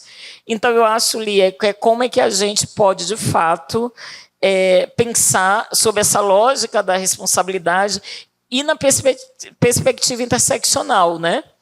Pensar gênero, né? Pensar raça, pensar classe, pensar território. O jornalismo de causas, ele se volta muito para essas questões. Agora, o grande desafio é, ao se voltar, hierarquiza, ao se voltar, o que é que prioriza, né? Claro que a gente tem, do ponto de vista do dado das exclusões, né? Como diz a ONU, existem 2 eixos extremos de diferenciação negativa, que dizem muito que é a pobreza no mundo, né? Que é gênero e que é raça. Portanto, falar de pessoas trans é a gente falar de gênero, é a gente falar de classe, é a gente falar, porque muitas das vezes também o debate interseccional, ele nos leva, às vezes, a algumas cascas de banana, porque vira, como diria já o Spike Lee, ou todos a bordo, né? Então, as pessoas falam assim, e os gordos, e as louras? A gente fala, gente, e os idosos? Claro que o problema com a obesidade a gente tem que combater todo e qualquer tipo de preconceito contra a obesidade. Mas, veja, um país ele é considerado mais ou menos nação pela pobreza, né? E a obesidade, a despeito dela ser uma variável importante hoje, porque tem a ver com saúde pública e etc., você não diz que um país ele é mais ou menos pobre porque tem obeso. Você diz que um país é mais ou menos pobre como ele trata gênero e como ele trata a raça. Portanto, a questão trans também é um debate que carrega uma dimensão estrutural. Eu não estou querendo com isso, não é voltar à lógica da hierarquização, mas aqui no debate, às vezes a gente coloca todo mundo na mesma bacia, né? E achando que está fazendo interseccionalidade, não está, né? Considerar todas as variáveis é uma coisa, e nessas variáveis a gente dizer, olha, existem 2 eixos extremos, ser mulher, ser negro, e aí é mulher trans, é mulher cis. Os dados dizem no mundo, significa dizer que você, em algum momento, você vai sofrer discriminação. Portanto, você vai sofrer algum tipo de condicionamento de classe. As pessoas trans, as mulheres trans, estão aonde que estão no mercado de trabalho, né? Quando a gente entra nas universidades, fala assim, cadê as professoras trans das universidades? Não estão, isso é um problema. A gente tem que começar a tensionar. E o jornalismo de causas ele é fundamental. E eu acho, Anderson, a sua pergunta, na sua pergunta já está a resposta. Quando você diz que a maioria é branca, como é que a gente faz para lutar, já que a gente tem, né, para a gente caminhar o país diverso, já a comunicação é branca? É quebrando. É dizer assim, é quebrando com essa hegemonia. É denunciando o racismo, é reivindicando aquilo que a Bell Hooks, que eu gosto muito, uma pensadora, ela diz assim, que a nossa reivindicação ela é bifronte. A gente tem que lutar pelo acesso ao mundo como ele é, capitalista, miserável, excludente. Então a gente tem que dizer assim, tem que ter pretos na Globo, na Record, no SBT, enfim. Precisa ter pretos lá. Mas como ela vai dizer que só o acesso não muda nada, a gente tem que ir para outro lado, a gente tem que transformar. E aí eu acho que a gente combate garantindo acesso para quem quer estar na Globo, para quem quer estar lá trabalhando, pessoas negras, pessoas indígenas, e eu acho que tem que ter sim, né? Não sou contra. Agora, quando a gente radicaliza o debate, a gente tem que pensar transformação. E aí é uma luta constante, a luta da gente. E isso significa, inclusive, quando a gente fala em transformação, a gente está transformando a gramática de produção da imprensa e da comunicação do Brasil. A gente está, inclusive, dizendo que a gente não quer ficar todo o tempo de joelho para algo chamado algoritmo, gente. A datacracia é uma tragédia, é o governo dos dados, só que eles não têm constituição, eles não têm regra. A gente está sob o julgo da datacracia, o governo dos dados. Não é mais democracia. Ora, como é que a gente consegue, Anderson, construir uma comunicação inclusiva midiática, já que a datacracia tolera tudo? Racismo, algoritmo, oba, eba, entendeu? Como é que a gente combate isso? Porque se a comunicação é construção de vínculo, eu tenho que escapar do algoritmo. Eu não estou querendo dizer que a gente tem que dar de ombros. Porque, infelizmente, como usando a filosofia do padeiro, é o que a gente tem para hoje, né? São as redes sociais, é Instagram. E, evidentemente, se vocês possam, a gente possa algo lá, a gente quer ser visto. Eu não estou querendo dizer que a gente tem que desertar, né? Há quem deserte, está tudo certo. Mas é dizer assim, voltando a Bell Hooks, a gente está ali, mas a gente sabe que aquilo ali não é o único caminho. O algoritmo, ele é terrível. O algoritmo ele é regressivo, não é o que o algoritmo está querendo que a gente tem que seguir. Como é que a gente traz para o debate algo que o algoritmo realmente não vai entregar, não é? Então, eu acho que a gente tem desafios, Anderson, que passam pela nossa presença nessas estruturas, mas também pela nossa construção em outros veículos, em outros meios, em outras formas de narrar. É a gente bancar um outro modo da gramática de produção, né? O Muniz Sodré tem um texto da década de 70 que ele dizia o seguinte, que ele disse: o negro que entra na televisão brasileira é o negro que se deixa morrer, porque na década de 70 todo mundo tinha que alisar o cabelo. E aí ele diz, é uma estética que nos mata. Quando eu estudei comunicação, que eu tinha que apresentar a disciplina de tele, o professor falava assim, Rosane, logo hoje você vai apresentar, você vem com esse cabelo assim, eu tinha que amarrar o cabelo. Eu não amarrava, claro, era uma briga. Porque naquela lógica, a informação não pode disputar mais com o meu cabelo. Eu falava, que idiotice isso, gente. Porque chama muita atenção. Eu digo, melhor ainda, eu estou linda, todo mundo vai prestar atenção no que estão dizendo. Vocês viram, eu sou humilde também, né? Já falei que eu sou linda 3 vezes. Humilde a pessoa. Não é nada narcisista, né? Linda, linda, nossa, meu. Ai, linda demais, né? A pessoa se acha. Mas, assim, significa dizer que essa gramática de produção ela já nos mata. Tá rolando um processo contra a CNN que mandaram o rapaz arrumar os dreads dele. Não pode dread, né? Então, significa dizer também como é que a gente constrói uma gramática de produção que a nossa estética possa ser validada. E a gente não entra porque é ótimo a gente ter uma Maju, mas é uma, e a gente celebra, e que tem que celebrar. Maju é maravilhosa, mas dentro de uma estrutura que é embranquecida, né?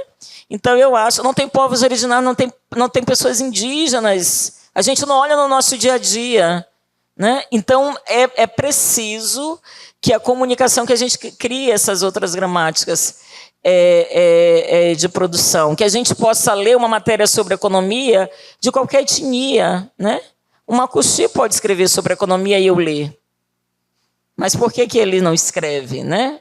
Por que a gente não tem guajajaras falando sobre macroeconomia? Porque são sempre as pessoas brancas que definem os nossos destinos. A gente pode, sim, falar de macroeconomia, de arte, de cultura, né? De taxa Selic, que eu não sei nada, de superávit primário, etc, etc.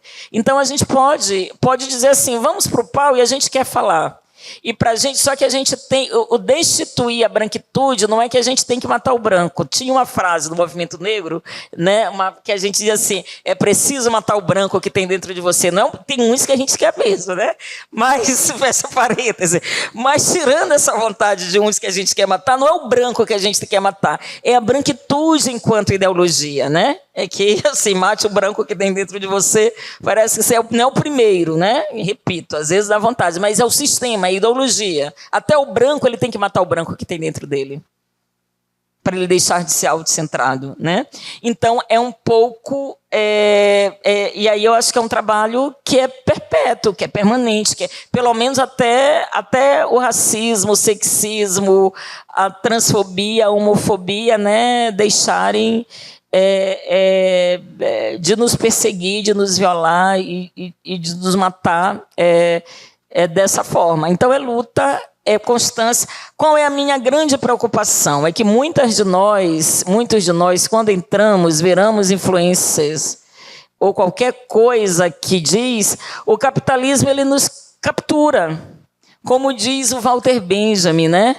O capitalismo ele coloniza tudo, só não coloniza aquilo que a gente tem de mais estranho. Então, vamos manter nossa estranheza. Porque, às vezes, a gente está ali numa pauta e, de repente, a gente acha que é mó legal. E você já foi capturada. Você já vendeu a causa. Né? E aí é até onde a gente mantém as nossas estranhezas. Né? A gente tem que manter as nossas estranhezas. Porque até a luta, ela é capturada, eles desdenham, aquela propaganda do Itaú, né? Antes, o que eles queriam era um jovenzinho de terno na década de 90. Ele teclando no computador e o Itaú dizia, antes que tudo que eles queriam era derrubar o sistema. Agora, quando o sistema cai, eles ficam loucos. Então, esse jovem assim, puxando os cabelos, porque, né, o sistema do computador tinha caído. Isso é uma ironia. O Itaú não poderia fazer isso e dizer assim, olha, acabou, não tem mais luta, né? Todos eles já foram capturados. Então, significa dizer que a gente tem que, assim, em algum momento, a gente tem que dizer, eu vou até a página 6. Já que o mundo é capitalista, eu vou até a página 6. Aqui na página 7 vocês não tocam. E aí é a partir da página 7 que a gente pode fazer guerrilha comunicativa e construir outras possibilidades de quebra desse capitalismo algorítmico.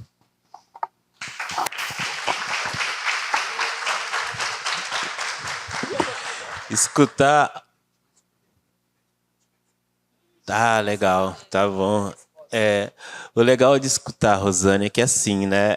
Eu já vou preparando pautas para o próximo Fala, né? Ela trouxe uns termos aqui, tipo datacracia. Meu, isso é um festival, né? Como é que é? Novas gramáticas de produção. Ah, é? Aí pronto, ó, já tem o merchan. Gente, fui informado que dá tempo de mais uma pergunta. Peraí, você tem que responder uma pergunta? Rapidinho, então. Exato. Mais uma pergunta é o que dá tempo, a produção já está aqui, implacável no meu pé. Oi, gente, boa noite. Eu me chamo Jessi, muito obrigada pelas falas de vocês. É o quê, menino?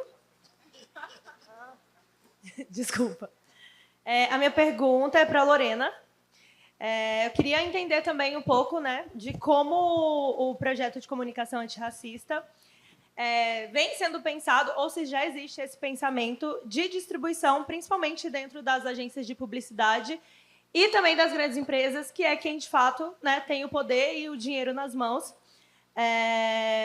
E em relação à publicidade e propaganda, falo isso como comunicadora, criadora de conteúdo, né? Você falando aí do algoritmo, porque de fato o algoritmo ele é um algoritmo racista e a gente, enquanto comunicador e influenciador, acaba não ganhando essa oportunidade ou essa visibilidade.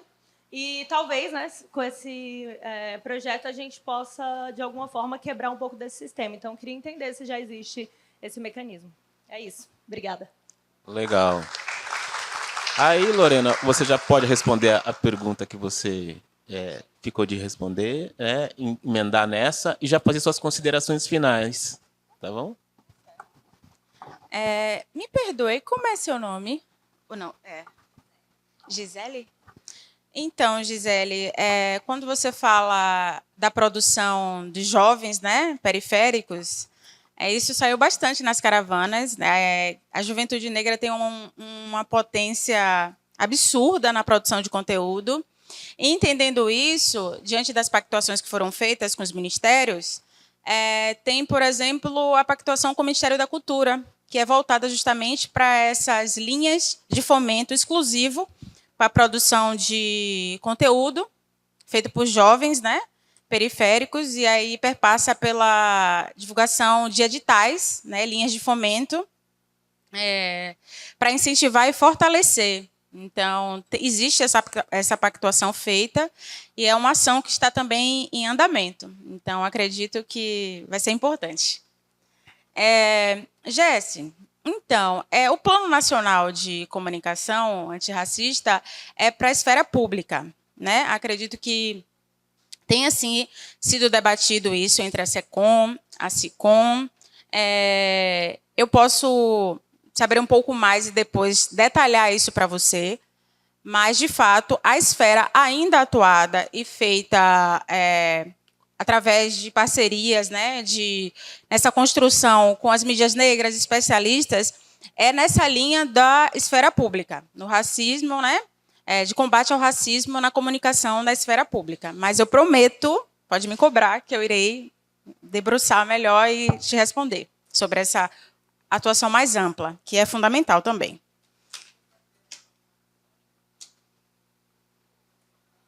Oi? Acho que dá tempo, né? É só para complementar, porque eu acho que acabou indo para um lugar que não era a intenção da minha fala. O Brasil continua pelo 15º ano consecutivo sendo o país que mais mata pessoas trans. E a minha pergunta era muito mais sobre como a gente dá visibilidade a esses corpos que continuam a morrer e ninguém se revolta com isso. A gente sabe que a polícia ela recebe esses dados e não respeita esses corpos. Eu percebo que até mesmo dentro do jornalismo de causa eu pouco vejo, para além das minhas ativações enquanto jornalista e trans, pessoas falando sobre isso. Então, é mais um sentido, acho que vale trazer esse apontamento, assim, se a gente pensa sobre interseccionalidade, é pensar que pessoas trans são pessoas pretas também, são pessoas nordestinas, enfim, somos... o que me traz é mais esse sentimento de que quando que as pessoas vão sentir esse senso de urgência para corpos que continuam morrendo diariamente, e todo ano a gente vence esse ranking mundial e ninguém está falando sobre isso, sabe? Assim, a não ser janeiro, que me chamam para escrever sobre isso, e eu só atualizo ali a numeração de 15, 16, 17. Será que pelo 20º ano consecutivo corpos igual o meu continuarão morrendo? É sobre isso.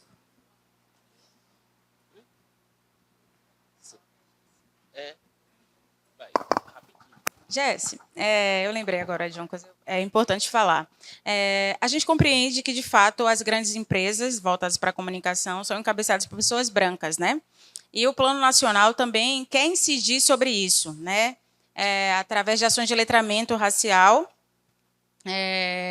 principalmente das empresas que são vinculadas ao governo. Então, essa é uma pauta também que faz parte do plano. E em breve iremos esmiuçar mais.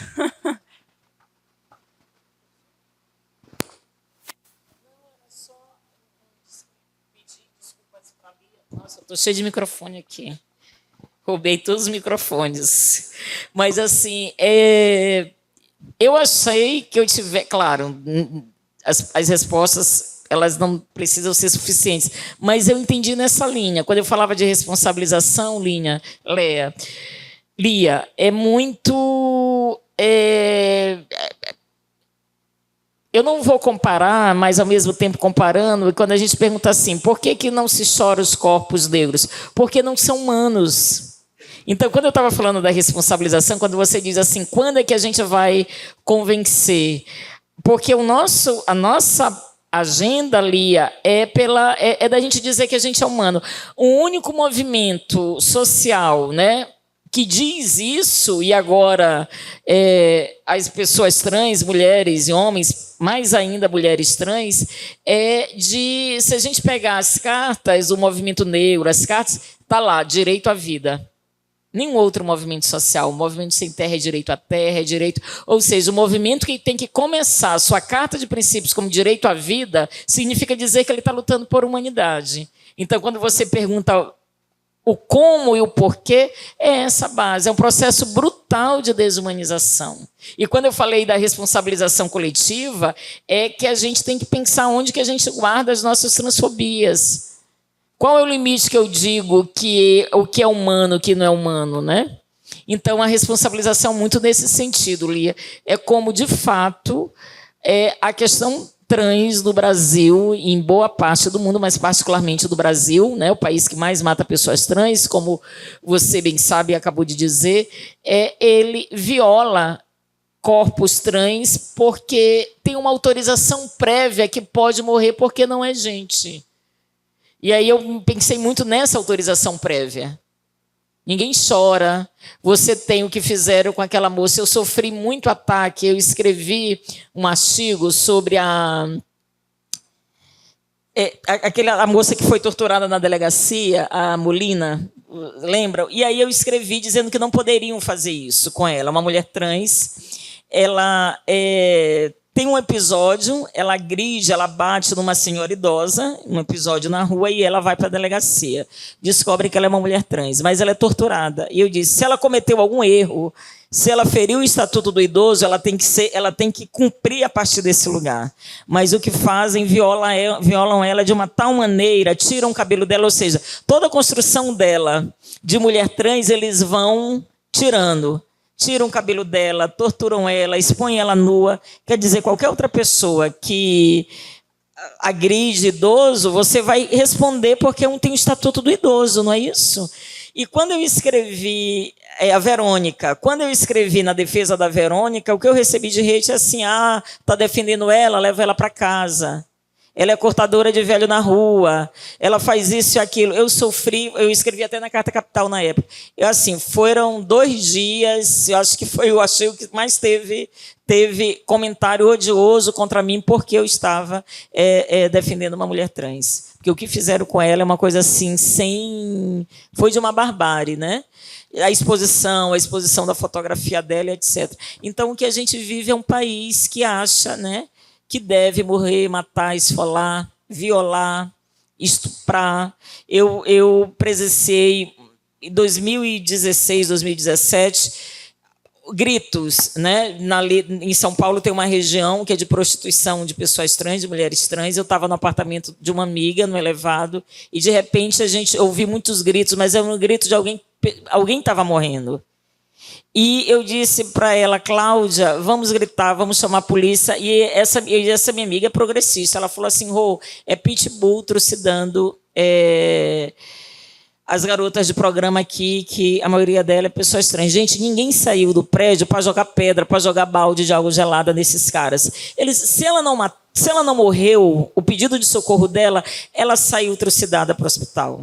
Mas ninguém disse nada, porque eu dormi com aquele grito uns 3 dias, porque é grito de quem estava literalmente sendo morta, e as pessoas nos seus prédios, ninguém saiu para dizer, joga pedra, joga água gelada. É uma pessoa que estava sendo morta na rua. Me lembrei muito do que o Luiz Felipe de Alencastro disse, que nós nos acostumamos pela escravidão a ouvir gritos de tortura e não fazer nada, porque na escravidão eles torturavam escravizados, tiravam um dente, arrancavam, gritavam até a morte, enquanto isso a Casa Grande executava piando e eles serviam champanhe.